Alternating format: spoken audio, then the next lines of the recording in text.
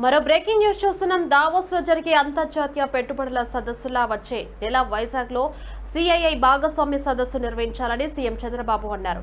కేవలం పెట్టుబడులు, ఒప్పందాలకే పరిమితం కాకుండా నాలెడ్జ్ షేరింగ్, వివిధ అంశాలపై మేధోమథనం జరిగేలా కార్యాచరణ చేపట్టాలని సీఎం ఆదేశించారు. ఇక వచ్చే నెల 14, 15 తేదీల్లో విశాఖపట్నంలో నిర్వహించనున్న భాగస్వామ్య సదస్సుపై సీఎం క్యాంపు కార్యాలయంలో సమీక్ష నిర్వహించారు. పరిశ్రమల శాఖ మంత్రి టీసీ భరత్, ఆ శాఖ ఉన్నతాధికారులు, ఈడీబీ అధికారులు సమీక్షకు హాజరయ్యారు. వీడియో కాన్ఫరెన్స్ ద్వారా భారత పరిశ్రమల సమాఖ్య director general Chandrajit Banerjee, CII ప్రతినిధులు, వివిధ శాఖల ఉన్నతాధికారులు హాజరయ్యారు. విశాఖలో జరిగే భాగస్వామ్య సదస్సులో దావోస్ తరహాలోనే పెట్టుబడిదారులు, పాలసీ మేకర్ల మధ్య చర్చలు జరిగేలా చర్యలు తీసుకోవాలని ముఖ్యమంత్రి ఆదేశించారు.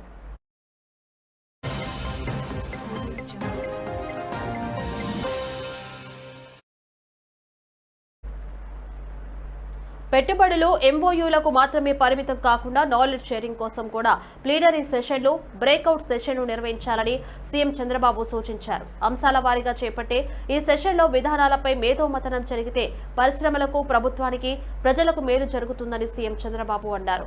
AI for good, semi conductors, ఆరోగ్య రంగం, innovation, R&D, space, drone, electronics, medtech లాంటి అంశాలపై సదస్సులో చర్చించాలని సీఎం అన్నారు.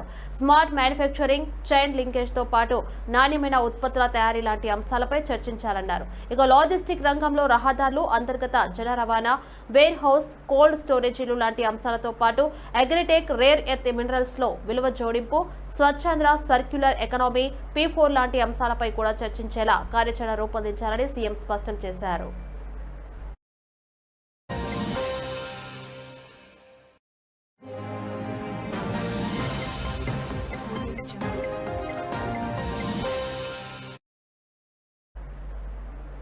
జాతీయ స్థాయిలో ఉన్న విశ్వవిద్యాలయాలు, ప్రముఖ విద్యా సంస్థలు కూడా హాజరయ్యేలా చూడాలని సీఎం చంద్రబాబు అధికారులను ఆదేశించారు.